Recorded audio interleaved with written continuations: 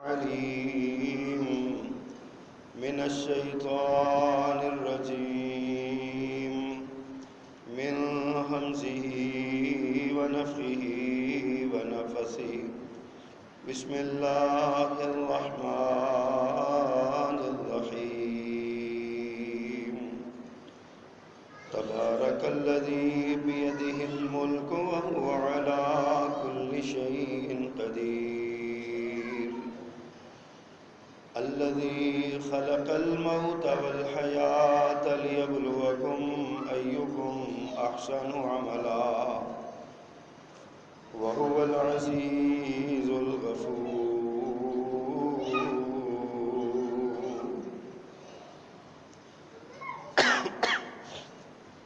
صدق اللہ العظیم۔ حمد و ثنا، تعریف و تسبیح، تکبیر و تحلیل، بڑائی، بزرگی، کبریائی کے سارے کلمات اس ذات اقدس کے لیے جس کے ہاتھ میں ہر طرح کی بادشاہت ہے، ہر طرح کا اقتدار اور اختیار اسی کے لیے ہے اور وہ ہر چیز پر قادر ہے۔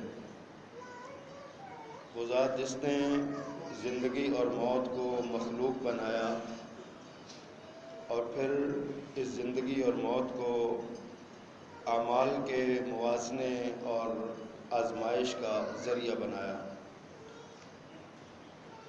اور درود و سلام رسول کائنات، محسن انسان، سید الانس والجن، امام المرسلین، نبی الاولین والآخرین، امام الہدا، رسول خدا جناب محمد مصطفیٰ صلی اللہ علیہ وآلہ وصحبہ وسلم کی ذات گرامی پہ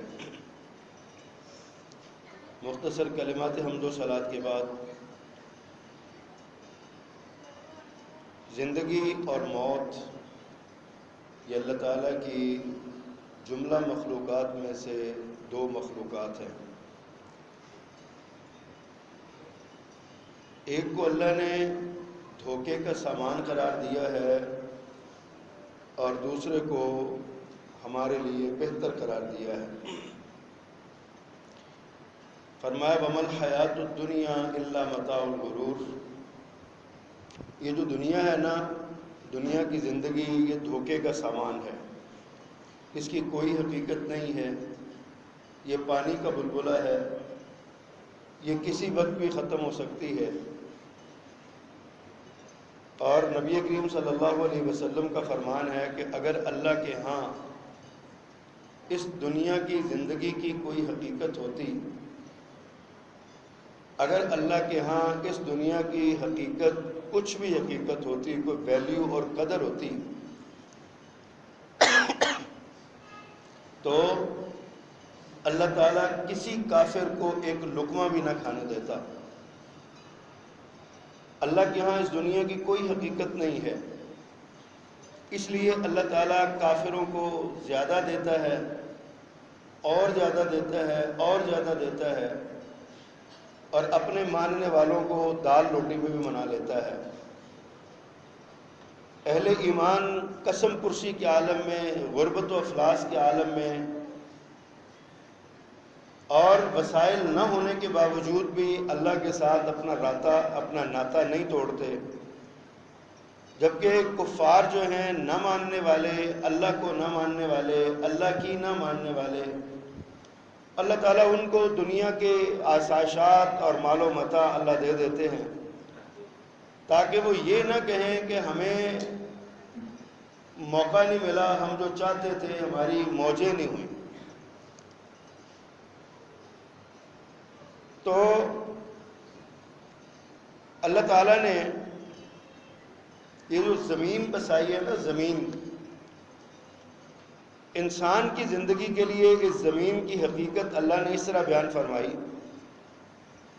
جب جناب آدم علیہ السلام کو پیدا فرمایا، ان کو جنت میں بسایا، پھر اپنی حکمت کے تحت اللہ تعالیٰ کا اپنا نظام ہے، آدم علیہ السلام نے ایک نافرمانی کی، اللہ نے جب ان کو زمین پہ اتارا، دنیا میں اتارا، تو اللہ نے ایک جملہ ارشاد فرمایا، فرمایا قال اهبطوا بعضكم لبعض عدو، تم زمین پہ اتر جاؤ، تم آپس میں ایک دوسرے کے دشمن ہو، یعنی شیطان اور انسان آپس میں دشمن ہیں۔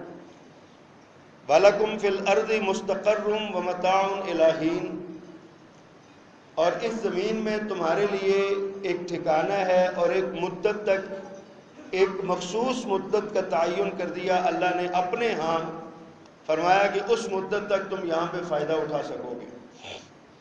اور ساتھ ہی اللہ نے بات ارشاد فرمائی قَالَ فِيهَا تَحْيَوْنَ وَفِيهَا تَمُوتُونَ وَمِنْهَا تُخْرَجُونَ، کہ تم اسی میں زندہ، اسی سے زندہ کیے گئے ہو، اسی میں تم نے لوٹ کے جانا ہے، اور اسی مٹی سے دوبارہ تم اٹھائے جاؤ گے قیامت کے دن۔ دوسرے مقام میں فرمایا مِنْهَا خَلَقْنَاكُمْ وَفِيهَا نُعِيدُكُمْ وَمِنْهَا نُخْرِجُكُمْ تَارَةً أُخْرَىٰ، اسی سے تم پیدا کیے گئے ہو، اسی میں تم نے لوٹ کے جانا ہے، اور اسی میں سے تمہیں دوبارہ اٹھا لیا جانا ہے۔ تو ان آیات میں جو سبق ملتا ہے وہ یہ ہے کہ دنیا میں جو انسان موجود ہے، دنیا میں جو چیز موجود ہے، اس نے ایک دن دنیا سے ختم ہو جانا ہے۔ اس سے بھی زیادہ واضح الفاظ میں اللہ تعالیٰ نے سورۃ الرحمن میں یہ بات سمجھائی ہے، فرمایا کل من علیہا فان ویبقى وجہ ربک ذو الجلال والاکرام، جو بھی اس روئے زمین پر موجود ہے اس میں سے ہر ایک نے فنا ہو جانا ہے، کچھ باقی نہیں رہنا۔ باقی رہنا ہے تو وَيَبْقَى وَجْهُ رَبِّكَ ذُو الْجَلَالِ وَالْإِكْرَامِ، باقی رہنا ہے تو تیرے پروردگار، تیرے رب ذو الجلال والاکرام نے باقی رہنا ہے، اور سب نے ختم ہو جانا ہے۔ حضرات نبی کریم صلی اللہ علیہ وسلم کے پاس ایک آدمی آیا، اس نے کہا اللہ کے پیغمبر مجھے کو نصیحت کیجیے۔ یہ صحابہ کرام کا شوق تھا، آج ہمارے اندر یہ شوق ختم ہو گیا ہے۔ ہم اپنے کسی بڑے کے پاس نہیں جاتے، کسی اپنے دادا ابو کے پاس نہیں جاتے، نانا کے پاس نہیں جاتے، والد کے پاس نہیں جاتے، ہم اپنے خطیب کے پاس نہیں جاتے، اپنے امام کے پاس نہیں جاتے، ہم اپنے کسی بڑے چھوٹے کے پاس نہیں جاتے کہ اسے جا کے ہم یہ کہیں کہ مجھے کو نصیحت کیجیے، مجھے کو وصیت کیجیے۔ ایسا کوئی معاملہ نہیں۔ یہی وجہ ہے کہ آج ہم سارے کے سارے خود سر ہو چکے ہیں، ہماری نظر میں کسی بڑے کی، کسی چھوٹے کی کوئی اہمیت باقی نہیں ہے۔ صحابی رسول آئے اور آ کے عرض کی اللہ کے پیغمبر کو نصیحت کیجیے، مجھے کوئی واعظ فرمائیے کہ میں اس سے نصیحت حاصل کروں۔ نبی کریم صلی اللہ علیہ وسلم نے سمندر کوزے میں بند کر دیا، فرمایا کفا بالموت واعظا، واعظ کے لیے موت کافی ہے۔ اگر نصیحت پکڑنا چاہتے ہو، اگر نصیحت لینا چاہتے ہو تو بس موت کو یاد کیا کرو، یہ موت سب سے بڑا واعظ ہے۔ اللہ اکبر۔ آقا نے فرمایا صلی اللہ علیہ وسلم اکثروا ذکر حازم اللذات یعنی الموت، لذتوں کو توڑ دینے والی کو کثرت کے ساتھ یاد کیا کرو، یعنی موت کو یاد کیا کرو۔ موت انسان کے دل کو دنیا سے اچاٹ کر دیتی ہے، موت انسان کو دنیا سے بیگانہ کر دیتی ہے، موت کی یاد انسان کو اللہ کے قریب کر دیتی ہے، موت کا تذکرہ انسان کو مسجد میں آنے پر مجبور کر دیتا ہے۔ جس کو موت یاد ہوتی ہے، جس کو موت کا علم ہوتا ہے کہ مر جانا ہے، موت آ جانی ہے، وہ بندہ تولتا ہوا ڈنڈی نہیں مارتا، بولتا ہوا جھوٹ نہیں بولتا، دیکھتا ہوا آنکھوں کی خیانت نہیں کرتا، سنتا ہوا کانوں میں لغو اور یاوا کوئی اور بےہودہ کوئی نہیں سنتا، جس کو موت کا احساس ہوتا ہے۔ یہ سب کچھ اس وقت ہوتا ہے جب ہم موت کو بھول چکے ہوتے ہیں، جب ہم موت کو ہمارے ذہن سے نکل چکی ہوتی ہے۔ حالانکہ اللہ تعالیٰ نے یہ بات ارشاد فرمائی ہے اینما تکونوا یدرککم الموت ولو کنتم فی بروج مشیدہ، کہ تم کسی بڑے برجوں والے محل میں مضبوط ترین دیواروں کے اندر گھس کے ایک بڑے بڑے برجوں والے برجوں کے مکان میں گھس کے بیٹھ جاؤ تو موت تب بھی آ جائے گی، موت تمہیں تب بھی پالے گی، موت سے کوئی رستگاری نہیں۔ امام ابو حنیفہ رحمہ اللہ سے کسی نے سوال کیا کہ حضرت یہ بتائیے کہ موت اللہ تعالیٰ کیسے ہر بندے تک اس کی رسائی ہے، موت کیسے آ سکتی ہے؟ آپ نے فرمایا کہ یہ بتاؤ، اس نے کہا اللہ ہر جگہ پہ، آپ کہتے ہیں ہر جگہ پہ اللہ رزق پہنچا دیتا ہے، کیسے پہنچاتا ہے؟ اللہ نہیں پہنچا سکتا۔ انہوں نے کہا اچھا یہ بتاؤ، ایک بند کمرہ ہو، کوئی دروازہ نہ ہو، کوئی روشن دان نہ ہو، کوئی کھڑکی نہ ہو، چاروں طرف سے اور اوپر سے بند ہو، اس کے اندر ایک کمرے کو بند، ایک بندے کو بند کر دیا جائے، نہ ہوا جا رہی ہے وہاں پہ، نہ روشنی جا رہی ہے وہاں پہ، نہ اس کے پینے کے لیے پانی موجود ہے، نہ کھانے کے لیے کوئی لقمہ موجود ہے، بتاؤ وہاں پہ اس بندے کے ساتھ کیا ہوگا؟ اس نے کہا جی سمپل سی بات ہے، بھوکا پیاسا مر جائے گا۔ کہا چاروں طرف سے تو بند ہے، بھوکا پیاسا کیسے مرے گا وہ؟ موت کا فرشتہ تو وہاں پہنچتا نہیں۔ اس نے کہا جی موت کا فرشتہ تو پہنچ سکتا ہے۔ کہا جو اللہ اس بند کمرے میں موت کا فرشتہ پہنچا سکتا ہے، وہ خوراک اور رزق اور سارا کچھ پہنچا سکتا ہے۔ حضرات یہ بات بڑی قابل غور ہے، اینما تکونوا یدرککم الموت، موت ہمارے پیچھے لگی ہوئی ہے، موت ہماری گھات میں ہے، موت کی تلوار ہمارے سر پہ لٹک رہی ہے، کسی بھی وقت ہماری گردن پہ گر جائے گی۔ موت کی یہ تلوار کسی بھی وقت ہماری زندگی کی ڈور کو کاٹ دے گی۔ ہم زندگی میں دیکھتے نہیں ہیں کتنے لوگ ہیں، نوجوان ہیں، بچے ہیں، بوڑھے ہیں، اطلاع ملتی ہے فلاں کے ابو فوت ہو گئے، فلاں کا بیٹا فوت ہو گیا، فلاں کا پوتا فوت ہو گیا، یار ابھی تو وہ ٹھیک ٹھاک تھا، سمجھ نہیں آئی کیا ہوا، وہ دل بند ہو گیا اور وہ فوت ہو گیا۔ اللہ تعالیٰ نے ہر ایک کے سانس مقرر کر رکھے ہیں، ہر ایک کے لقمے مقرر کر رکھے ہیں، ہر ایک کے قدم جو اس نے چلنے ہیں وہ گن کے اللہ نے مقرر کر رکھے ہیں۔ اور اللہ نے یہ قانون بنا دیا کہ جب وہ لقمے پورے ہو جائیں گے، جب وہ قدم پورے ہو جائیں گے، جب وہ سانس پورے ہو جائیں گے، تو دنیا کی کوئی طاقت ان سانسوں میں اور لقموں میں اضافہ نہیں کر سکتی۔ عالم اسلام کے عظیم عالم دین، بر صغیر میں اسلام کے ترجمان اور پہچان حضرت مولانا شیخ الاسلام ثناء اللہ امرتسری رحمۃ اللہ علیہ، زندگی کے آخری ایام اور آخری لمحات ہیں۔ ایک سنیارہ ان کا دوست تھا، سونے کا کام کرنے والا، بہت بڑا سنیارہ، سرگودے کی سرزمین میں اس جیسا کوئی سنیارہ کسی ماں نے نہیں جانا آج تک، اتنا بڑا سنیارہ تھا۔ پاس بیٹھا، آنکھوں میں آنسو آ گئے۔ شیخ نے پوچھا کیوں رو رہے ہو؟ کہتا ہے حضرت اگر اللہ مجھے اجازت دے کہ میں آپ کے وزن کے برابر تول کے سونا راہ اللہ صدقہ کروں اور آپ کی زندگی کے کچھ سانس بڑھ جائیں گے تو میں اللہ کی عظمت کی قسم کھا کہتا ہوں میں آپ کے سانس بڑھانے کے لیے سونا دینے کو تیار ہوں۔ لیکن اللہ کا قانون یہ ہے کہ جب موت کا پروانہ آ جاتا ہے پھر واپس نہیں جاتا، پھر موت انسان کو لے کے جاتی ہے۔ موت سے کسی کو رستگاری نہیں ہے، موت سے کسی کو بچاؤ نہیں ہے، موت کسی کو چھوڑتی نہیں ہے۔ اللہ نے فرمایا اینما تکونوا یدرککم الموت ولو کنتم فی بروج مشیدہ، اور نبی کریم صلی اللہ علیہ وسلم نے ارشاد فرمایا الموت ادنی من شراک نعلہ، تمہارے جوتے کا تسمہ تم سے دور ہے، موت اس سے بھی قریب ہے۔ ہر وقت تمہارے سر پہ موت سوار ہے، ہر وقت تمہارے سر پہ موت مسلط ہے۔ پتہ نہیں ہم کیوں موت کو یاد نہیں کرتے، پتہ نہیں ہمیں کیوں موت یاد نہیں آتی۔ پیارے پیغمبر صلی اللہ علیہ وسلم فرماتے ہیں قبرستان میں جایا کرو، وہاں سے نصیحت اور عبرت حاصل کیا کرو۔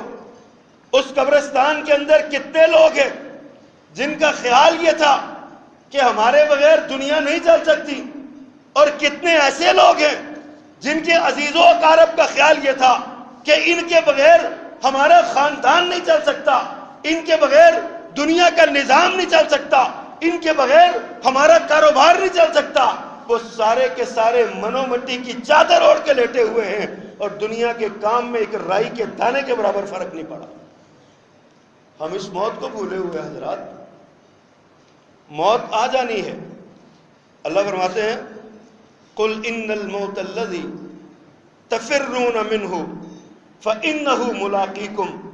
اور لوگوں، جس موت سے تم بھاگتے پھر رہے ہو نا، جس موت کو سمجھتے ہو کہ بس جس کو آنی تھی آ گئی ہے، مجھے موت نہیں آنی، میرا موت کے ساتھ کیا تعلق، مجھے موت نہیں آنی، فرمایا جس موت سے بھاگتے ہو، قل ان الموت الذی تفرون منہ فانہ ملاقیکم، وہ تم سے ملنے ہی والی ہے، وہ تمہارے سامنے کھڑی ہے، تم جہاں بھی جاؤ گے وہ سامنے کھڑی ہے۔ پاک پیغمبر صلی اللہ علیہ وسلم نے ایک مثال کے ذریعے بات کو سمجھایا، فرمایا اس موت سے بھاگنے والے کی مثال ایسے ہے جیسے ایک لومڑی ہے نا، لومڑی، اس نے زمین کا قرضہ دینا ہے اور زمین اس سے اپنے قرض کا مطالبہ کرتی ہے، وہ اس قرض کے مطالبے سے لومڑی بھاگتی ہے، بھاگتی بھاگتی بھاگتی بھاگتی جب تھک جاتی ہے، ایک غار میں جا کے پناہ لیتی ہے، تو زمین تو وہاں بھی ہے، زمین وہاں سے مطالبہ کرتی ہے کہ میرا قرض ادا کرو۔ اللہ کے رسول صلی اللہ علیہ وسلم نے فرمایا جس طرح یہ لومڑی جتنی جی چاہتا ہے بھاگ لے، زمین سے نہیں نکل سکتی نا، آپ نے مثال کے ذریعے یہ سمجھایا انسان موت سے کتنا بھی بھاگ لے، یہ موت جس کو پا کے چھوڑے گی، یہ موت سے بھاگ نہیں سکتا۔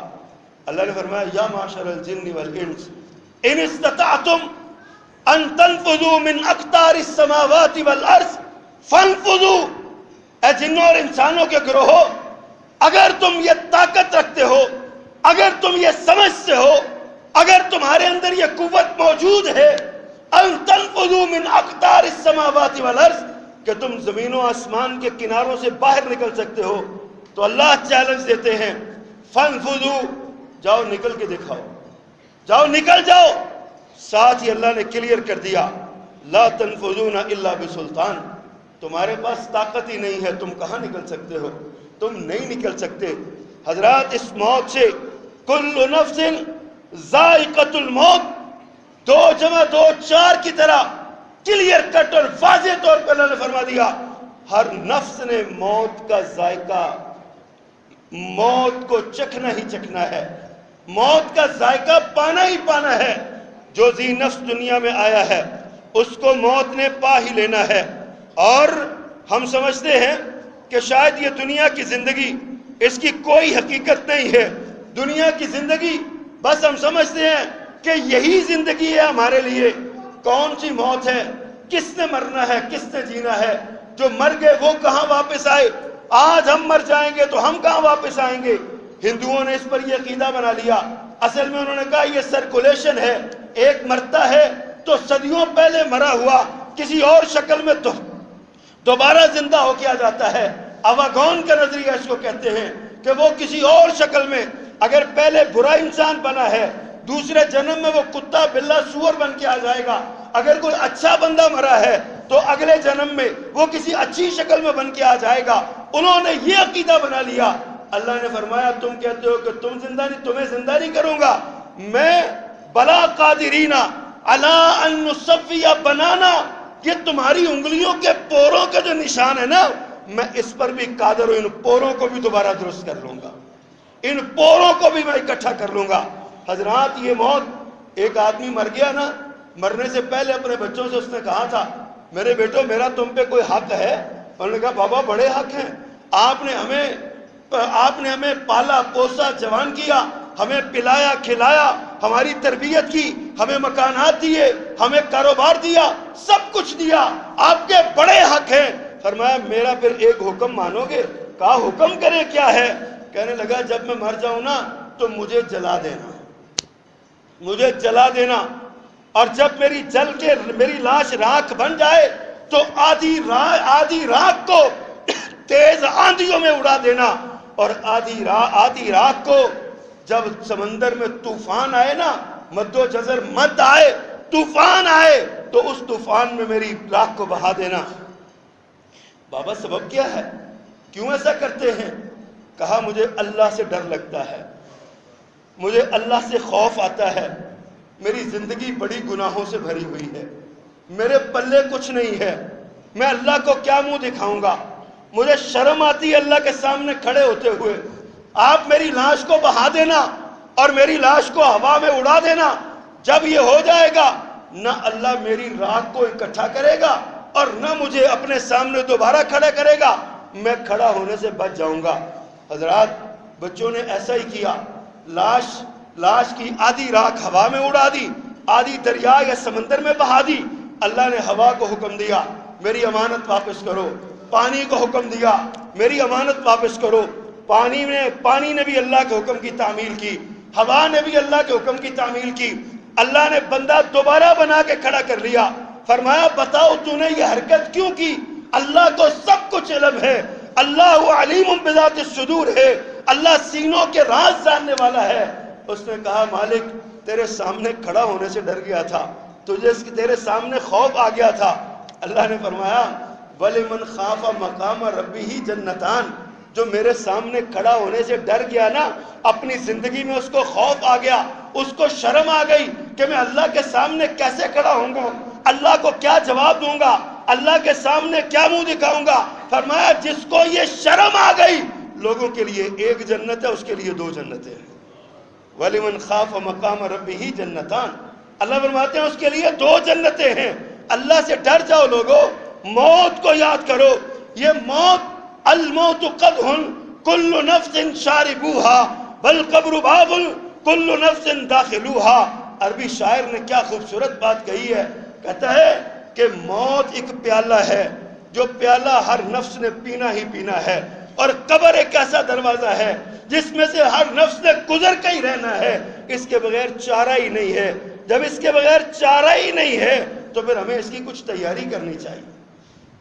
بچہ اسکول پڑھتا ہے نا، تو اس کو پتا ہے 6 مہینے کے بعد، سال کے بعد میرا امتحان ہونا ہے، اور اگلی کلاس میں جانے کے لیے مجھے اس امتحان کی چکی میں سے گزرنا پڑے گا، تو وہ مجبور ہو کے محنت کرتا ہے، کوشش کرتا ہے، حالانکہ اس کا دل نہیں چاہتا پڑھنے کو، اس کا دل نہیں چاہتا کام کرنے کو، اس کا دل نہیں چاہتا اسکول سے ملے ہوئے ہوم ورک کرنے کو۔ حضرات، لیکن اس کو پتا ہے اس چکی سے گزرے بغیر میں اگلی منزل پہ نہیں جا سکتا۔ اگلی منزل پہ جانے کے لیے وہ محنت کرتا ہے، تھوڑی کرے یا زیادہ کرے۔ لیکن بعض ایسے ہوتے ہیں تھوڑی محنت کرتے ہیں نا، اور ان کی محنت کا صلہ یہ ہوتا ہے کہ اس کے ٹیچر ان کو وہ جو ہوتا ہے نا رعایتی گریس مارکس دے کے پاس کر دیتے ہیں۔ 1-2 نمبر کم ہونا تو وہ اس کو پاس کر دیتے ہیں۔ لوگوں، اللہ سب سے بڑا مہربان ہے، تم اس کے پاس آؤ تو صحیح، ٹوٹی ہوئی چیزیں لے کے آؤ، ٹوٹے ہوئے اعمال لے کے آؤ، پھوٹے ہوئے اعمال لے کے آؤ، ناقص اعمال لے کے آؤ، انشاءاللہ وہ تمہیں گریس مارکس دے دے گا۔ لیکن اس سے پہلے موت سے پہلے موت کا شکنجہ گلے میں آ گیا تو تمہاری توبہ قبول نہیں ہوگی۔ حضرات، یہ موت، اس موت کو یاد کریں۔ موت کا ذکر انبیاء نے کیا۔ حضرت عیسیٰ علیہ السلام فرماتے ہیں والسلام علیہ یوم ولدت و یوم اموت، مجھ پر سلام ہو جس دن میں پیدا ہوا، اور مجھ پر سلام ہو جس دن میں مر جاؤں گا، جس دن مجھے موت آ جائے گی۔ عیسیٰ علیہ السلام کو زندہ آسمانوں پہ اٹھا لیا گیا ہے، قیامت کے قریب وہ آسمانوں سے اتارے جائیں گے، اپنی عمر کا باقی حصہ پورا کریں گے، اور اپنے وقت پہ موت کا پیالہ ان کو بھی پینا پڑے گا، موت کا پیالہ پی کے جائیں گے۔ حضرت یحییٰ علیہ السلام کا ذکر اللہ نے فرمایا، اس میں بھی انہوں نے فرمایا وَسَلَامٌ عَلَيْهِ يَوْمَ وُلِدَ وَيَوْمَ يَمُوتُ وَيَوْمَ يُبْعَثُ حَيًّا، فرمایا جو اس پر سلامتی ہو، جس دن وہ پیدا ہوا اس دن بھی وہ سلامتی والا تھا، جس دن اس کو موت آئے گی اس دن بھی وہ سلامتی والا ہوگا، اور جس دن وہ دوبارہ اٹھایا جائے گا اس پر اس دن بھی سلامتی ہوگی۔ موت کا ذکر کیا، اللہ اکبر۔ حضرت یعقوب علیہ السلام کا ذکر کرتے ہوئے فرمایا ام کنتم شہداء اذ حضر یعقوب الموت، انبیاء لوگوں انبیاء کا نام ہے، انبیاء کی موت کا ذکر ہے. ام کنتم شہداء اذ حضر یعقوب الموت، کیا تم اس وقت موجود تھے جب یعقوب علیہ السلام پر موت طاری ہو رہی تھی؟ اذ قال لبنیہ ما تعبدون من بعدی، جب وہ اپنے بچوں کو اپنے پاس بلا کے نصیحت کر رہے تھے، وصیت کر رہے تھے، ان سے عہد معاہدہ لے رہے تھے، ان سے ایک معاہدہ کر رہے تھے اور ان سے پوچھ رہے تھے مجھے بتاؤ میں دنیا سے رخصت ہو رہا ہوں، میرے مرنے کے بعد عبادت کس کی کرو گے؟ یہ وہی ان کو ایمان کی فکر تھی. ہمیں اپنے بچوں کی، اپنی اولاد کے کاروبار کی فکر ہے. ہمیں ہر وقت یہی سوچتے رہتی ہے ان بچوں کا کاروبار کیسے ٹھیک ہوگا، ان کی زندگی کیسے درست ہوگی، ان کی زندگی میں آسائش کیسے آئے گی. حضرات اللہ کے انبیاء جو تھے ان کو اولاد کی فکر ہے. یہ وہی ہیں جب کئی سال کے بعد جناب یوسف علیہ السلام کا پیغام ملا نا، جب ایک دن اسرائیل ملے، اسرائیل سے پوچھا اسرائیل یہ بتاؤ تو نے میرے یوسف کی روح تو نہیں قبض کی؟ یوسف کی روح تو نہیں قبض کی؟ کہا جی نہیں میں نے یوسف کی روح نہیں قبض کی. کہا کدھر ہے وہ؟ کہا یہ مجھے حکم نہیں ہے، میں نہیں بتا سکتا، میں نے روح نہیں قبض کی اس کی. پھر پتہ چلا ایک اور فرشتے آئے، ان سے پوچھا، انہوں نے کہا آپ کا بچہ زندہ ہے. کہا خیریت سے ہے؟ کہا خیریت سے ہے. کہا کہو کس حال میں چھوڑ کے آئے؟ یعقوب علیہ السلام نے پوچھا میرے یوسف کو کس حال میں چھوڑ کے آئے؟ اس نے کہا جناب آپ کا یوسف تو بادشاہ مصر بن چکا ہے، بادشاہ بن چکا ہے. کہا میں نے اس کی بادشاہت سے کیا لینا، مجھے یہ بتاؤ اس کے ایمان کی کیا کیفیت ہے، اس کا ایمان کیسا ہے، وہ ایمان پہ بھی ہے کہ نہیں؟ فرشتے نے کہا آپ ایمان کی بات کرتے ہیں، وہ تو اللہ کا نبی بن چکا ہے، اللہ نے نبوت کا منصب ان کو پہنایا، نبوت کی خلعت فاخرہ ان کو پہنائی ہے، وہ اللہ کے نبی بن چکے ہیں. حضرات سوچئے ذرا انبیاء کی فکر کیا ہے، انبیاء کی فکر کیا ہے. اللہ اکبر.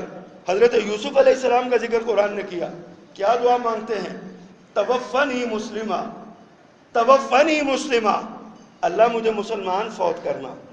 یہ یوسف علیہ السلام کہہ رہے ہیں توفنی مسلمہ، اللہ مجھے مسلمان فوت کرنا، والحقنا بالصالحین، اور مجھے نیکوکاروں کے ساتھ اٹھانا. حضرات ذرا غور تو کیجئے، حضرت ابراہیم علیہ السلام کا ذکر پڑھیں تو وہاں کیا آتا ہے؟ وہ اللہ کی صفت بیان کرتے ہوئے کہتے ہیں والذی یمیتنی ثم یحیین، وہ اللہ میرا وہ اللہ ہے جو مجھے مارے گا اور پھر مجھے زندہ کر لے گا. ان کا بھی عقیدہ یہ ہے. آج ہمارے معاشرے میں، آج ہمارے ماحول میں ایک عجیب سی کیفیت بنا دی گئی ہے. کل ایک ٹی وی چینل پہ ایک بات کا بتنگڑ بنایا گیا، پاک پیغمبر صلی اللہ علیہ وسلم کی سیرت طیبہ کا نام لے کے، آپ کی محبت کا نام لے کے، ایک ان پڑھ اور جاہل ڈاکٹر نے، اس نے ایک عالم دین سے کہا کہ تم یہ بتاؤ، ڈاکٹر ذاکر نائک نے اللہ کے رسول کے بارے میں میت کا لفظ بولا، مردہ کا لفظ بولا، بتاؤ یہ ٹھیک ہے یا نہیں ٹھیک ہے؟ او عقل کے اندھے، قرآن سے پوچھ لے، قرآن کیا کہتا ہے؟ انک میت وانہم میتون، اے پیغمبر تجھ پر بھی موت آنی ہے اور یہ تیرے جتنے مخالف ہیں یہ بھی سارے مر جائیں گے. یہ تو قرآن کا عقیدہ ہے. ابو بکر صدیق نے کہا تھا ان محمدن قد مات، لوگوں جو محمد کی پوجا کرتا ہے صلی اللہ علیہ وسلم تو یاد رکھے محمد فوت ہو چکے ہیں. یہ تو ابو بکر صدیق کا عقیدہ ہے. لیکن تم اس ملک کو فرقہ واریت کا شکار کرنا چاہتے ہو، اس ملک میں انتشار پھیلانا چاہتے ہو، اس ملک میں کیا اس جہالت کے نام پر محبت رسول کی آڑ میں جہالت کو پھیلانا چاہتے ہو. آئیے میں آپ کو موت کا ذکر کر کے بتاتا ہوں، میں آپ کو بتاتا ہوں یہ موت اللہ کا بہت بڑا احسان بھی ہوتا ہے. کبھی ان سے پوچھ کے دیکھیے جو معذور ہو گئے ہیں، جو چارپائی پہ پڑے ہیں، جن کو موت بھی نہیں آتی اور جن کی زندگی بھی نہیں ہے، وہ بے بس و بے کس لاچار پڑے ہیں، چارپائی پہ پڑے ہیں، پیشاب خود نہیں کر سکتے، پاخانہ خود نہیں کر سکتے، وہ اپنی صفائی اور طہارت کا خیال خود نہیں رکھ سکتے. ان سے پوچھ کے دیکھیے جناب آپ کی خواہش کیا ہے؟ وہ کہیں گے اب تو یہی خواہش ہے اللہ مجھ پہ رحم کر دے، اللہ مجھ پہ رحم کر دے، یعنی اللہ مجھے موت دے دے، یہ خواہش کرتے ہیں. اور وہ تو خود ہے نا، کبھی ان کے گھر والوں سے پوچھ کے دیکھیں جنہوں نے اپنے مریضوں کو سنبھالنا ہوتا ہے، وہ بھی کہتے ہیں 1 2 4 10 دن گزر گئے، مہینہ 2 مہینے گزر گئے، اب تو ہمارے پاس ڈاکٹروں کی فیسوں کے پیسے بھی نہیں رہ گئے، ہم بڑے مجبور ہیں۔ مولوی صاحب دعا کریں اللہ ابا جی پہ رحم کر دے، اللہ دادا جی کے پردے ڈھک لے، اللہ دادی کو بس اس پہ رحم کر دے۔ وہ بھی اتنی بڑی نعمت ہے یہ، اگر یہ موت نہ ہوتی، مجھے بتائیے یہ بوڑھے، یہ بیمار، یہ ضعیف و لاغر، یہ کمزور، یہ بیماریوں کے مارے ہوئے، فالج کے مارے ہوئے، یہ طرح طرح کی بیماریوں کا شکار، مجھے بتائیے یہ کہاں جاتے اور ان کو کون سنبھالتا؟ موت کو موت سمجھیے، یہ موت اللہ کے بڑے انعامات میں سے ہے۔ اللہ نے، اور دنیا میں اگر کسی نے زندہ رہنا ہوتا، دنیا میں اگر کسی نے، حضور اگر کسی نے زندہ رہنا ہوتا، اگر کسی کو یہ حق ہوتا کہ وہ دنیا میں رہتا، تو میرے آقا و مولا سیدنا محمد الرسول اللہ صلی اللہ علیہ وسلم سب سے زیادہ حق رکھتے تھے کہ وہ دنیا میں ہمیشہ رہے۔ جب آپ نہیں رہے، اللہ تعالیٰ نے اپنے پیغمبر کو کیسے تیار کیا ہے، کیسے تیار کیا؟ قربان جاؤں جناب صدیق اکبر کی بصیرت پہ، اللہ نے آیت اتاری، مکہ فتح ہوا، اگلے سال 10 ہجری میں اللہ کے پیغمبر حج کے لیے جاتے ہیں، لوگوں سے کہتے ہیں لوگوں مجھ سے حج کے طریقے سیکھ لو، پتہ نہیں اگلے سال میں آؤں گا کہ نہیں آؤں گا، پتہ نہیں میں اگلے سال آؤں گا کہ نہیں آؤں گا، لوگوں مجھ سے فلاں طریقہ سیکھ لو، مجھ سے دین کے احکام سیکھ لو، پتہ نہیں میں اگلے سال زندہ رہوں گا کہ نہیں رہوں گا، پتہ نہیں اگلے سال آپ کے ساتھ آؤں گا کہ نہیں آؤں گا، حتیٰ کہ چلتے چلتے بڑی طویل داستان اور قصہ ہے، آیت اتری الیوم اکملت لکم دینکم واتممت علیکم نعمتی ورضیت لکم الاسلام دینا، آیت اتری اور لوگو آج کے دن میں نے تم پر تمہارا دین مکمل کر دیا، میں نے اپنی نعمت کا اتمام کر دیا اور میں نے اسلام کو تمہارے لیے بطور دین پسند کر لیا۔ اللہ کا قانون آیا، میرے پیغمبر نے آیت پڑھ کے سنائی، صدیق اکبر کا کلیجہ منہ کو آ گیا، صدیق اکبر رونے لگے، عمر فاروق جیسی شخصیت ساتھ بیٹھی کہنے لگی اللہ کے بندے کیوں روتے ہو، یہ تو آیت اتری ہے، آج ہمیں یہود و نصارہ یہ کہتے ہیں، غیر مسلم کہتے ہیں، اگر یہ آیت ہمارے لیے اترتی تو ہم اس پر جشن مناتے، لیکن تم روتے ہو۔ ابو بکر خیریت تو ہے؟ جناب صدیق اکبر کی بصیرت کو بھی سلام ہے، کہتے ہیں عمر تمہیں پتہ نہیں اس آیت کا مفہوم کیا ہے، اس آیت کا سمپل سا مطلب ہے اللہ کا دین مکمل ہو گیا، اب اللہ کے رسول ہمارے درمیان نہیں رہے گا، اللہ اپنے رسول کو اپنے پاس بلا لے گا، ہمیں تیار کیا جا رہا ہے، ہمیں سمجھایا جا رہا ہے، اب ذہنی طور پہ تیار ہو جاؤ، جس کام کے لیے اللہ کے رسول کو بھیجا گیا تھا وہ کام مکمل ہو گیا، اب اللہ کے رسول دنیا میں نہیں رہے۔ آپ یہ باتیں سمجھاتے اپنے صحابہ سے پوچھتے ہیں، صحابیوں میں نے تمہارے درمیان اتنی زندگی گزاری ہے، مجھے بتاؤ میں نے اللہ کا دین تم تک پہنچایا، اللہ تم سے میرے بارے میں گواہی لے تو کیا گواہی دو گے؟ صحابہ کرام کی سسکیں بھی نکلی، انگلی آسمان کی طرف بھی اٹھی، کہنے لگے انک قد بلغت وادیت، اللہ کے رسول آپ نے حق پہنچا دیا، آپ نے حق ادا کر دیا، آپ نے کوئی بات نہ چھوڑی، آپ نے یہ بھی سمجھایا ترکتکم علی المحجۃ البیضاء لیلھا کنہارھا، لوگوں میں تم میں ایک ایسے دین پہ چھوڑ کے جا رہا ہوں جس کی رات بھی اس کے دن کی طرح روشن ہے، تمہیں چھوڑ کے جا رہا ہوں، مجھ سے سیکھ لو، اگلے سال پتہ نہیں میں آؤں کہ نہ آؤں، ایسی باتیں آپ کر رہے ہیں۔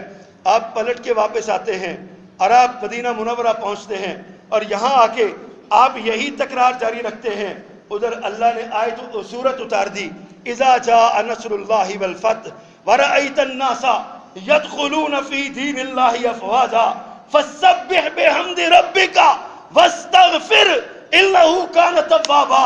اے پیغمبر تو نے اپنی محنت کا نتیجہ دیکھ لیا ہے، اللہ کی مدد اپنی آنکھوں سے دیکھ لی ہے، گروہ کے گروہ تیرے دین میں داخل ہوتے ہوئے تو نے اپنی آنکھوں سے دیکھ لیا ہے، اب تو یہ کر فسبح بحمد ربک واستغفر، اب اپنے رب کی طرف رجوع کر، کثرت تسبیح کے ساتھ، کثرت استغفار کے ساتھ اپنے اللہ سے ناطہ جوڑ، اب تیرا دنیا سے دانا اٹھتا چلا جا رہا ہے، تو اللہ کی طرف رجوع کر، زیادہ سے زیادہ اللہ کی طرف رجوع کر۔ حضرات ایسے ہی وقت گزرتا گیا، اللہ کے رسول صلی اللہ علیہ وسلم کبھی ایک دن آپ لیٹے ہوئے تھے، آپ کو نا احد کے شہداء کی یاد آئی، آپ اپنے بستر سے نکلے، گنج شہیدہ میں چلے گئے، وہاں جا کے بڑی طویل دعائیں مانگی۔ مفسرین نے لکھا ہے اللہ کے رسول نے ایسے دعائیں مانگی جیسے کوئی بزرگ اپنے بچوں کو الوداع کرتا ہے نا، یا ان سے الوداع ہوتا ہے، ایسا منظر بنایا میرے پیغمبر صلی اللہ علیہ وسلم نے۔ بڑی دعائیں مانگی شہداء کے لیے، احد کے شہداء کے لیے۔ آپ بیٹھے ہیں، باتیں کر رہے ہیں کہ انصار نے پوچھا اللہ کے رسول کی صحت کیسی ہے؟ اللہ کے پیغمبر کو انصار کی وفائیں یاد آئیں، انصار کی ادائیں یاد آئیں، انصار کی قربانیاں یاد آئیں، آپ کی آنکھوں میں آنسو آ گئے۔ آپ نے وصیت فرمائی، لوگو میرے انصار کا خیال رکھنا، انصار کم ہوتے چلے جائیں گے، دوسرے لوگ اسلام میں آتے چلے جائیں گے، انصار کی تعداد آٹے میں نمک جتنی رہ جائے گی۔ او میرے صحابہ، انصار کا خیال رکھنا، انصار کے حقوق پامال نہ ہونے دینا۔ کبھی انصار کی طرف سے کوئی غلطی ہو جائے، کوئی کوتاہی ہو جائے تو درگزر کرنا، سر پہ نظر کرنا۔ یہ میرے وہ ساتھی ہیں جنہوں نے میرے لیے بڑی قربانیاں دی ہیں، میرے لیے بہت کچھ برداشت کیا ہے، یہ میرے وہ ساتھی ہیں، ان کا خیال رکھنا۔ اللہ اکبر۔ آپ مسجد نبی میں تشریف فرما ہے، اللہ اللہ فرماتے ہیں میرے صحابہ، زندگی کا کوئی پتہ نہیں کس وقت ختم ہو جائے۔ ایک بندے کو اللہ نے اختیار دیا، وہ چاہے تو دنیا میں رہ لے، چاہے تو اللہ کے پاس چلا جائے۔ اس بندے نے اللہ کے پاس جانے کا فیصلہ کر لیا ہے۔ جناب صدیق کی سسکی نکلی، لوگوں نے پوچھا ابو بکر تمہیں کیا ہو گیا ہے؟ اچھے بھلے سمجھدار آدمی ہو، اللہ کے رسول کسی بندے کی بات کر رہے ہیں۔ جناب صدیق نے روتے ہوئے کہا، اوہ پگلو سوچو تو صحیح، دنیا میں اللہ کے رسول سے بڑھ کے کون ہو سکتا ہے جس کو یہ اختیار ملے؟ تمہیں پتہ نہیں چل رہا، اللہ کے رسول اپنی بات کر رہے ہیں، اللہ نے اختیار دے دیا ہے، چاہے تو دنیا میں رہو، چاہے تو میرے پاس آ جاؤ۔ اللہ کے پیغمبر نے رب کے پاس جانے کا فیصلہ کر لیا۔ پاک پیغمبر صلی اللہ علیہ وسلم کو بخار ہوا، بخار اتنا تیز ہوا، صحابی کہتے ہیں میں نے ہاتھ لگایا تو ایسے لگا جیسے آگ نکل رہی ہے، آگ کی طرح۔ آپ نے گیلا کپڑا اپنے اوپر لپیٹا ہوا ہے، آپ کا بخار دن بدن بڑھتا چلا جا رہا ہے، لیکن آپ نماز کے لیے مسجد میں آتے ہیں، آپ نماز کے لیے آتے ہیں۔ آپ بیٹھے بیٹھے نا، ایک دن مغرب کی نماز پڑھائی، جمعرات کے دن آپ نے عشاء کی نماز پڑھا کے گھر چلے گئے، اور گھر گئے تو بے ہوشی طاری ہو گئی، بے ہوشی کا غلبہ ہوا، عشاء کا وقت ہوا۔ آپ نے دیکھا لوگ انتظار کر رہے ہیں، فرمایا جماعت ہو گئی، کہا جی آپ کا انتظار ہے۔ آپ اٹھے، آپ نے غسل فرمایا، مسجد میں جانے لگے، پھر غش کھا کے گر پڑے۔ آپ کو پھر ہوش آئی، پھر پوچھا، اٹھنے کی کوشش کی، نہ اٹھ سکے، تیسری بار بھی ایسا ہی ہوا۔ فرمایا مرو ابا بکر فلیصلی بالناس۔ لوگوں 2 دن پہلے میرے پیغمبر کا ممبر خالی ہو گیا تھا، آپ نے آخری خطبہ ارشاد فرمایا تھا، اور آج اللہ کے رسول کا مصلی بھی خالی ہو گیا۔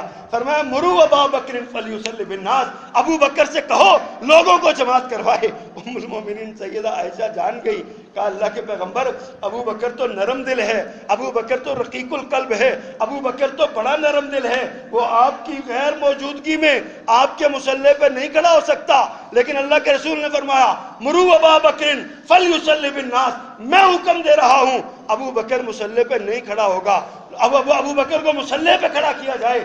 لوگوں نے دیکھا اللہ کے رسول کو غش آ گیا۔ آپ لوگوں نے حضرت عمر کو نا ہمت کر کے کھڑا کرنے کی کوشش کی کہ ابو بکر رقیق القلب ہے، کھڑا نہیں ہوا جائے گا، آپ کھڑے ہو جائیں۔ پاک پیغمبر کو ہوش آیا، چادر اٹھائی، دیکھا لوگ عمر کے لیے کہہ رہے ہیں، فرمایا نہیں نہیں نہیں نہیں، میں کہہ رہا ہوں مرو ابا بکر فلیصلی بالناس، ابو بکر کو حکم دو کہ وہ نماز پڑھائے لوگوں کو۔ میرے پیغمبر نے پیغام دے دیا کہ میں دنیا سے جا رہا ہوں، میرے بعد میرے مصلی کا وارث ابو بکر ہوگا۔ پیغام دے دیا اللہ کے رسول صلی اللہ علیہ وسلم نے۔ ابو بکر نے جماعت کرائی، سسکیاں لیتے ہوئے، آنسو بہاتے ہوئے۔ صحابہ کرام، مدینے کی فضا بڑی عجیب ہے، بڑی غمزدہ اور غمگسار سی فضا ہے حضرات، لیکن اللہ کے فیصلے تو اللہ کے فیصلے ہی ہوتے ہیں نا، ان فیصلوں میں تبدیلی نہیں آ سکتی۔ حضرات یہ فیصلہ اللہ کا آ چکا تھا، اذا جاء نصر اللہ والی آیتوں میں پیغام یہ تھا، الیوم اکملت لکم کی آیت میں پیغام یہ تھا، اور آپ بار بار کہہ رہے تھے مجھ سے سیکھ لو، مجھ سے سیکھ لو، مجھ سے سیکھ لو۔ ہفتے کے دن پاک پیغمبر صلی اللہ علیہ وسلم ہمت کر کے نا مسجد نبوی میں جاتے ہیں، حالت بڑی نقاہت والی ہے، جسم پہ کمزوری طاری ہے، اور آپ مسجد میں تشریف لے جاتے ہیں اور اپنے صحابہ سے زور کی نماز ہو رہی ہے، ابوبکر صدیق کو پتہ چلا، پیچھے ہٹنے کی کوشش کی، ہاتھ کے اشارے سے روکا، خود ساتھ بیٹھ گئے، اور جناب رسول کریم نے ابوبکر صدیق کو نماز پڑھائی، ابوبکر صدیق نے امت کو نماز پڑھائی، سلام پھیرا، آپ نے بعد میں کہا لوگوں میں نے زندگی کا ایک حصہ تمہارے درمیان گزارا ہے، اگر مجھ سے کسی کے ساتھ کوئی زیادتی ہو گئی ہو، مجھ سے کسی کے ساتھ کوئی زبان سے یا ہاتھ سے زیادتی ہو گئی ہو تو آج دنیا میں بدلہ لے لے، میں دنیا میں بدلہ دینے کو تیار ہوں۔ صحابہ کرام نظریں جھکی ہوئی ہیں، آنسو بہہ رہے ہیں، آپ رو رہے ہیں، ایک صحابی اٹھتے ہیں، اللہ کے پیغمبر آپ نے مجھے چھڑی ماری تھی، میں چھڑی کا بدلہ لینا چاہتا ہوں۔ صحابہ کرام کے سناٹے طاری ہو گئے، وہ کون ہے یہ ظالم جو اللہ کے رسول سے اس حال میں بدلہ لینا چاہتا ہے؟ لیکن اس نے کہا جی میں نے بدلہ لینا ہے۔ فرمایا آؤ اپنا بدلہ لے لو، چھڑی ہاتھ میں پکڑی ہے، پلٹ کے پیغمبر کے پیچھے آتا ہے، حضرات حسنین کھڑے ہو جاتے ہیں، چچا ہم سے بدلہ لے لیں، ایک کی بجائے 10 چھڑیاں ہمیں مار لیں، اب اللہ کے رسول کو کچھ نہ کہیں، نانا کی حالت تو دیکھیں تو کیا ہے، آپ ان کو نہ کچھ کہیں، ہمیں مارے جتنا مارنا ہے، لیکن اس نے ایک ہی رٹ لگائی ہوئی ہے، میں نے تو اللہ کے رسول سے ہی بدلہ لینا ہے۔ پیغمبر کے پاس گیا، آپ نے فرمایا بھائی اپنا بدلہ لے لو۔ اس نے کہا اللہ کے پیغمبر آپ کی کمر، میری کمر ننگی تھی، آپ نے ننگی کمر پہ مارا تھا، آج آپ کی کمر پہ کپڑا ہے۔ میرے پیغمبر نے اپنی کمر کو اٹھا دیا، کمر کو اٹھایا تو یہ صحابی روتا روتا چیخیں مارتا آگے بڑھا، میرے پیغمبر کو جھپا لگایا اور آپ کی کمر اتھر کو چومنے لگا۔ اللہ کے پیغمبر آپ کہتے ہیں آخری آخری آخری، پتہ نہیں دوبارہ موقع ملے نہ ملے، میں نے تو یہ بہانہ لگایا تھا آپ کے جسم کو چوم کے اپنے اوپر جہنم کی آگ حرام کر۔ اللہ کے پیغمبر چلے گئے، گھر واپس چلے گئے۔ اتوار کا دن بھی گزرا، اتوار کی شام ہوئی تو پاک پیغمبر صلی اللہ علیہ وسلم نے ایک بار پھر اپنے صحابہ کرام کو دیکھا، اپنی پکی ہوئی فصل کو دیکھا، اپنی محنت کا نتیجہ دیکھا، خوش ہوئے۔ آپ پہ غشی کے دورے پڑ رہے تھے، صبح ہو گئی، لوگوں ایک سورج طلوع ہو رہا تھا، ایک سورج غروب ہو رہا تھا، ایک فانی سورج طلوع ہو رہا تھا، دائمی اور ابدی سورج غروب ہو رہا تھا۔ اللہ کے پیغمبر صلی اللہ علیہ وسلم نے فجر کی نماز کے وقت چادر کو ہٹایا، کپڑے کو ہٹایا، سامنے مسجد کو دیکھا، صحابہ کرام نماز پڑھ رہے ہیں۔ میرے پیغمبر نے دیکھا، آپ کے چہرے کی تجلیاں صحابہ کے چہرے پہ پڑیں، صحابہ کرام تڑپ تڑپ اٹھے، اللہ کے پیغمبر کا چہرہ دیکھا، ایسا پرسکون چہرہ جیسے کوئی مریض مرض سے شفا پا جاتا ہے۔ صحابہ سمجھے اللہ کے پیغمبر آئیں گے، صفوں میں ہلچل مچنے لگی، پاک پیغمبر نے اشارہ کیا جیسے کسی کو الوداع کہتا ہے کوئی، آپ نے اشارہ کیا، پردہ گرا دیا، اور پھر یہ آخری موقع تھا جب صحابہ نے اپنے پیغمبر کا دیدار کیا تھا، اپنے پیغمبر کا چہرہ انوار دیکھا تھا، چہرہ پر انوار دیکھا تھا۔ حضرات دن چڑھنے لگا، پیغمبر خدا صلی اللہ علیہ وسلم کی حالت بگڑنے لگی، طبیعت خراب ہونے لگی، آپ پہ غشی کے دورے پڑنے لگے۔ آپ ام المومنین سیدہ عائشہ رضی اللہ عنہا کے گھر میں تھے، سیدہ عائشہ کے حجرے میں تھے، سیدہ عائشہ کی گود میں آپ کا سر رکھا ہوا تھا۔ حضرت عائشہ فرماتی ہیں جب بخار کی شدت ہوتی نا، اللہ کے رسول عذیب الباس رب الناس وشف انت شافی لا شفاء الا شفاءک شفاء اللہ یغادر سقما پڑھتے، اپنے ہاتھوں پہ پھونک مارتے، اپنے جسم پہ مل لیتے، بخار اتر جاتا۔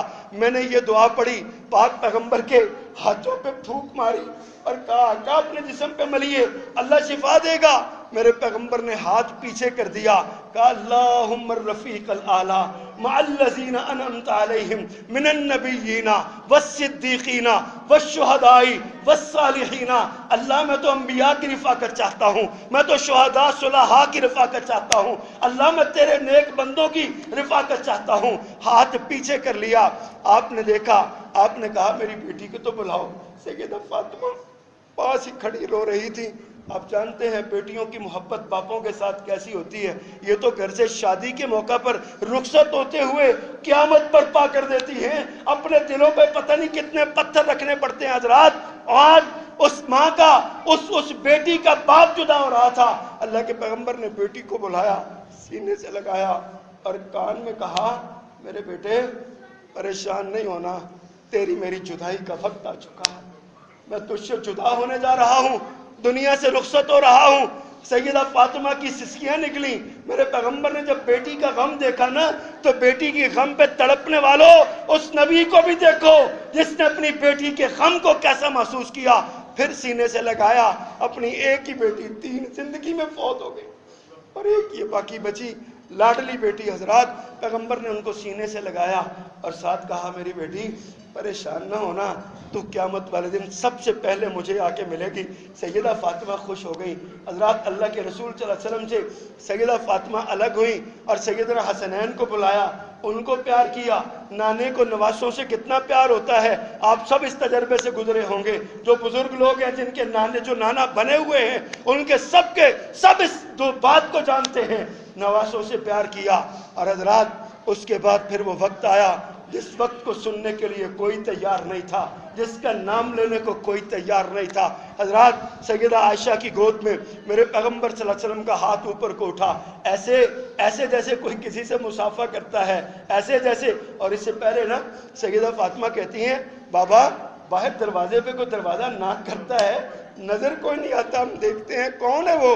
فرمایا بیٹی یہ وہ ہے جو خالی ہاتھ نہیں جایا کرتا، لیکن مجھے اجازت ہے، یہ میری اجازت کے ساتھ اندر آئے گا، میری اجازت کے بغیر یہ اندر نہیں آئے گا، اور آج میں نے اس کو اجازت دے دی ہے، آ جائے۔ فاطمہ تڑپ اٹھی، وَقَرَبَ أَبَاهُ، ہائے میرے بابا کی کتنی تکلیف ہے۔ میرے پیغمبر فرماتے ہیں بیٹیا پریشان نہ ہو، آج تیرے بابا کے سارے غم مٹ جائیں گے، آج تیرے بابا کے سارے دکھ دور ہو جائیں گے۔ دروازہ کھلا، جناب ہاتھ اٹھا، اللہم بالرفیق الاعلیٰ، اللہم بالرفیق الاعلیٰ، اللہم بالرفیق الاعلیٰ۔ حضرات یہ رفیق اعلیٰ کی مرافقت مانگتے مانگتے میرے پیغمبر کا ہاتھ گر گیا۔ انا للہ و انا الیہ راجعون۔ اللہ کے رسول دنیا سے رخصت ہو گئے۔ جناب صدیق اکبر کو پتہ چلا، خاموشی سے کمرے میں آئے، گھر والوں نے چادر اڑائی ہوئی تھی، چادر کا پلو ہٹایا، میرے پیغمبر کا پرسکون چہرہ دیکھا، جھک کے پیغمبر کے چہرے پہ بوسہ دیا اور کہا اللہ کے پیغمبر آپ پہ اللہ کبھی 2 موتیں وارد نہیں کرے گا، جو موت آنی تھی وہ آ گئی ہے، اللہ نے آپ کے درجات بلند کر دیے ہیں۔ باہر نکلتے کیا دیکھا؟ مسجد نبوی میں عجیب منظر ہے، صحابہ کرام پہ قیامت بیتی ہوئی ہے، مدینہ اجڑ چکا ہے، لوگ گلیوں بازاروں میں ایسے سنسان ہو چکا ہے، گلیوں اور بازار کوئی پتہ نہیں چل رہا۔ مدینہ مسجد نبی میں حضرت عمر کی آواز گونج رہی ہے، خبردار اگر کسی نے یہ کہا کہ محمد الرسول اللہ صلی اللہ علیہ وسلم فوت ہو چکے ہیں میں اس کی گردن اڑا دوں گا۔ جناب صدیق اکبر آگے بڑھے، عمر کے کندھے پہ ہاتھ رکھا، فاروق صبر کرو، حوصلہ کرو۔ لیکن جناب فاروق کہاں سے حوصلہ آئے؟ جدا کون سی شخصیت کی ہے؟ لوگوں ہمارا کوئی دوست چاہیے تو دوست جدا ہو جائے نا، ہم سے برداشت نہیں ہوتا۔ فاروق کا تو وہ پیر بھی تھا، فاروق کا سسر بھی تھا، فاروق جس کی مراد تھا، جس کو بیت اللہ کے سائے میں مانگ کے لیا تھا، فاروق کو کیسے صبر آئے؟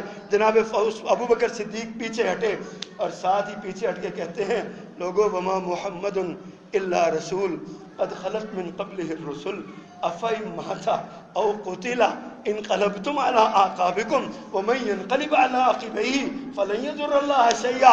حضرت ابوبکر صدیق نے آیتیں پڑھی، صحابہ کرام سمجھے یہ آیت آج اتری ہے، اس سے پہلے یہ آیت قرآن میں تھی نہیں، یہ آج اتری ہے جو صدیق اکبر نے پڑھ کے سنائی ہے۔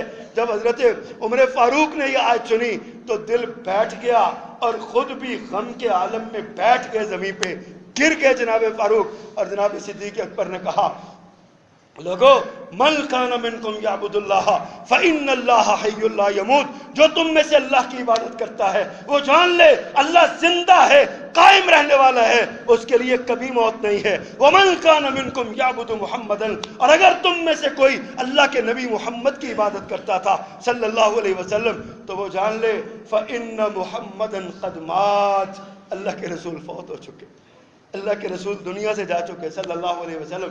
حضرات اس موت نے تو اس پیغمبر کو نہ چھوڑا، جس کا سب سے زیادہ حق تھا وہ دنیا میں رہتا، اس موت نے اس کو نہ چھوڑا، میری اور آپ کی کیا حیثیت ہے؟ حضرات اسلام کا عقیدہ یہ ہے جو دنیا میں آیا ہے اس نے جانا ہی جانا ہے۔ اور آج کے خطبے کا رمضان کا پیغام یہ ہے، اس موت کی تیاری کرو، پتہ نہیں کس گلی کے کونے پہ، کس بستر پہ، کس ہسپتال میں، کس بازار میں آپ کے کفن کی چادر آ چکی ہے، کس ہسپتال میں آپ کے نام کی دوائیاں آ چکی ہیں، پتہ نہیں کس گلی میں موت آپ کے انتظار میں کھڑی ہے، پتہ نہیں کس گاڑی میں آپ نے لگنا ہے اور موت آ جانی ہے۔ حضرات موت کی تیاری کرو، وَلَا تَمُوتُنَّ إِلَّا وَأَنْتُمْ مُسْلِمُونَ، یہ خلاصہ ہے میرے سارے خطبے کا، وَلَا تَمُوتُنَّ إِلَّا وَأَنْتُمْ مُسْلِمُونَ۔ تمہیں موت نہ آئے مگر اس حال میں کہ تم مسلمان ہو، مسلمان بن جاؤ۔ روزہ مسلمان بننا سکھاتا ہے، تنہائی میں مسلمان بن جاؤ، خلوت میں جلوت میں مسلمان بن جاؤ، اسلام قبول کر لو، یہی سبق ہے آج کا۔ اللہ سبحانہ و تعالی ہمیں موت کو یاد رکھنے کی اور موت کا سبق پڑھنے کی اللہ توفیق عطا فرمائے۔ سبحان